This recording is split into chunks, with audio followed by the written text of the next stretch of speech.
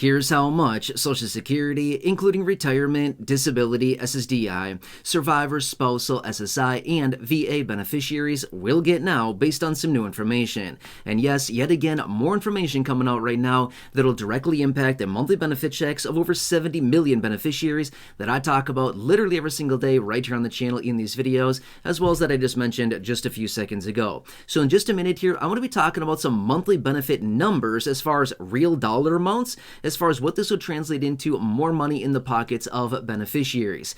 Now, I'm going to say this much before we get into those numbers. Some of it is very encouraging. Some of it is a little bit discouraging. However, I want to also throw it out there. All is not lost yet. So I will share with you exactly what I mean by that. But let's go through those dollar amounts really fast here. And then after we go through those, I'll explain more about this and where we are currently right now and what we have coming here over the next few months. Now, to be fair, this is the second half of April right here. So these are numbers out of March, okay? Now, here's how this works. We usually get data out in the current month for the previous month. Well, here we are in the second half of April, and this is information that came out on the behalf of March. So we still have quite a few months to go here.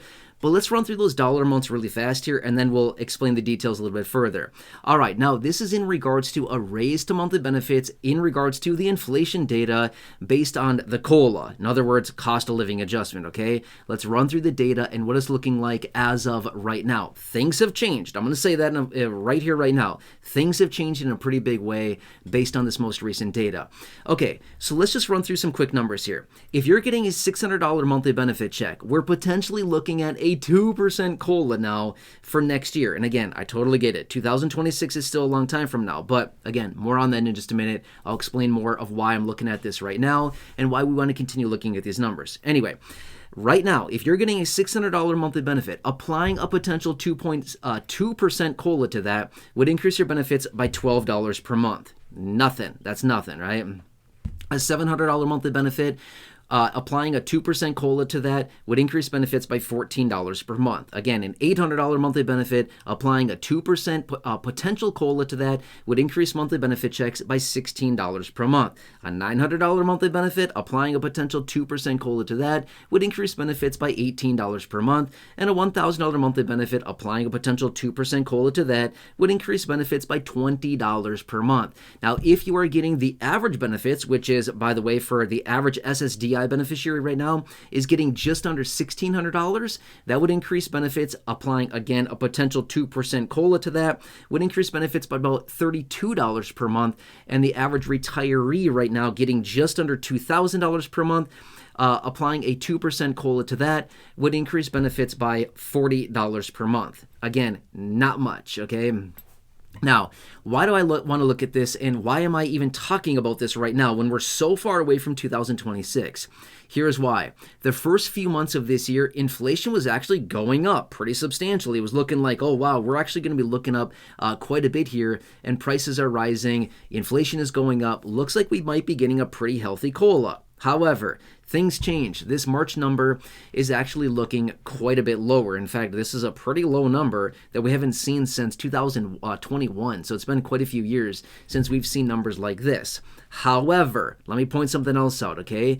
In March, we did not see the implementation of the tariffs, for the most part, at least the impacts of them. However, April, for sure, we're starting to see the impacts of the tariffs. In other words, we're going to start seeing those higher prices because of that. That's going to be reflected in the inflation data that we will see in about a month in the middle of May, right? So here we are, again, second half of April right here, right now, as I film this video. But in May, in about mid-May, we're going to be getting April's inflation data.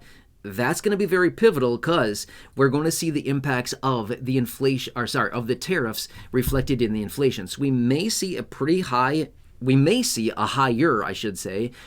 inflation data number that comes out on the behalf of April. Now, here's another thing too as well. We're not actually officially in the 3 important months that actually determine what the raise will be and the COLA will be until we get into July, August, and September, right? Those are the 3 months that they use to determine on a year-over-year basis what the COLA will be for the following year. I'm going to say this much. What a bad way to calculate this. I mean, seriously, who thought of this? What a terrible way to calculate a COLA.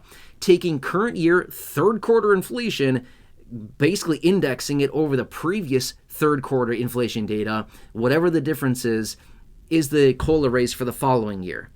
Does that make any sense whatsoever? That has nothing to do with current inflation whatsoever. That is a terrible metric, if I can share and if I can vent for a second. Anyway, that's my opinion about it. A terrible thing that they do. No matter what they do here, beneficiaries are going to be behind significantly. Beneficiaries are going to be behind in their monthly benefit by about a year based on this metric. Terrible way to calculate this. Just saying. Okay, I think we all recognize that. Anyway. Okay, so that's what it is. July, August, and September are the 3 months that they use to determine the inflation to figure out what our COLA is going to be for the following year. Okay, then why am I talking about this right now in the second half of April? Reason being is I want to watch the trend. I want to look at the trend. In other words, the trajectory. Which direction is the inflation data going? Is it moving up? Is it moving down? Is it moving sideways? What is it doing? Well, for the first few months of this year, it was actually moving up. Now it just kind of dropped off a cliff. Okay, so that's not necessarily a good thing when it comes down to the COLA. However, we have kind of this this double-edged type of situation. One side being inflation may be going down based on this one data point, which, by the way, one data point does not make a trend. It's just, that's just what it is. It's one data point. Who cares, right? We need to look at the overall direction of it. But anyway, here's the good thing. So it's kind of like I said earlier. It's kind of some encouraging news, but at the same time, it's also maybe some discouraging news. Encouraging news being this. Apparently, based on the inflation data, inflation is slowing, therefore prices are not rising as rapidly. Have prices come down? No, doesn't mean the prices are coming down. It simply means the prices are not rising as rapidly as they were, right? So that's one thing you got to read between the lines with the media. Media, depending on what you're watching, says, look, prices are coming down. And I say, no, they're not. They're not rising as fast as they were, making it look like inflation is coming down, which inflation numbers, yes, are coming down because prices are not rising as rapidly, but yet prices are not coming down, right? Inflation is, you know what I mean? The rate of inflation is coming down, but prices are not coming down, if that makes sense, right? Anyway, it's kind of got to read between the lines there. Okay, so that's one side. That's the encouraging news, which is, prices are holding, and just the inflation is not rising as rapidly. Okay, fine. But here's the discouraging information. When it comes down to your monthly benefit, yep, we're going to lock in a significantly lower COLA next year for 2026 if it continues at the same trajectory. That's the problem, right? So I guess take your pick. Do you want prices that are not rising as rapidly along with a lower COLA, or do you want prices that are rising rapidly but potentially a larger COLA, right? I'm not sure what you want to have here, but I would say I think all of us would be much more comfortable with probably lower prices and less more price stability, if that makes sense, versus rapidly rising, aggressive, erratic price movements that we can't keep up with, on a month to month. I think we want that certainty on a month over month basis, a week over week basis of, hey, we know when we go to the grocery store, we're going to spend about, X dollars on whatever we need versus, I don't know what's going to be this week. Prices have increased 5% or whatever. You know what I mean? So that's kind of what it comes down to. Now, one last side note here. We got to watch out for the Medicare Part B premium increase as well. We don't know what that's going to be yet. I've seen a couple numbers floated out there as far as projections and speculations, but that's another big one as well, that we always know the Medicare Part B premium is usually eaten up by, the COLA is eaten up by the Medicare Part B premium. So anyway, let's leave it at that for now. I hope this helps you, but I just want to point this out for you really quickly. Again, if you're turning 65, if you're retiring, if you're moving across state lines or county lines this year at all, this year in 2025, you see the phone number there hanging out on your screen. Please save yourself a massive headache, a ton of confusion, a bunch of frustration.